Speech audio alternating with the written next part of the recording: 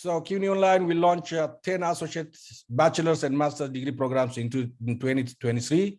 The institution is in the process of vetting applications, and credits on courses are transferable.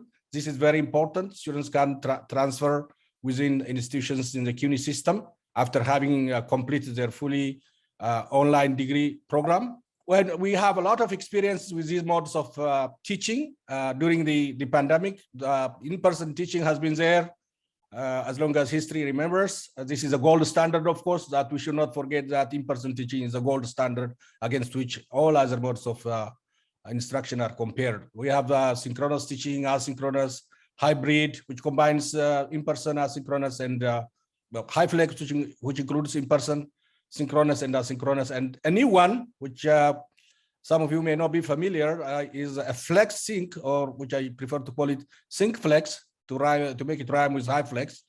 So this is a new one. I may say a few words about it. You can split classrooms. For example, in the previous session, in the main session, we're talking about 3 students in the in-person session and maybe 20 in the online session. So without having to cancel the in-person session, you can actually combine the two and create a syllabus which is blind to the mode of instruction.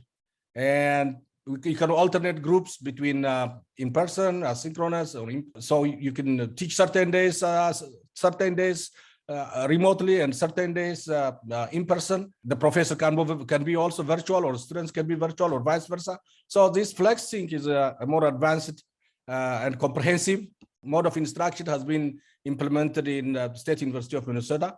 And you can use this link to go and look at how it works, this flex sync. Now we'll talk about the launching of fully online associate degree and challenges. Students interested in pursuing distance learning may require to have an online learning readiness assessment. That's very important.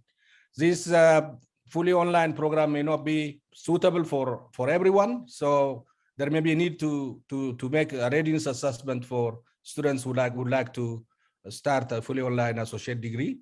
And then the online associate degree program or a certificate program should be available fully online, yes. But however, some universities make a distinction between 100% online and fully online. It's a difference. 100% online, students need not come to campus at any time, except during graduation if they want to. But fully online, some courses may need internship, some courses may be associated with laboratory and field experiences, laboratory, and also orientation on things like that. If you are calling students to campus for those special types of sessions, it's fully online, but it's not 100% online. So sometimes a fully online doesn't necessarily mean you are not calling students to campus. Depending on each specific distinctives, students may be still required to come to campus for certain situations. There is a need for professional development. So students, faculty may need to be recertified or recertified. This is very important undertaking, which requires resources. Students may also be required to take, like I said, an on-campus orientation or an in-person introductory course about online learning or remote learning. So there are certain things to consider as well. Technical support should be available beyond business hours sometimes, on weekends, holidays, and so on and so on. So this is also another important consideration. The technology may require redesign in terms of infrastructure and service delivery. And for example, the current email setting at our college is about 25 megabytes. That may need to be increased. That's just a thought. So there are certain things that may be redesigned.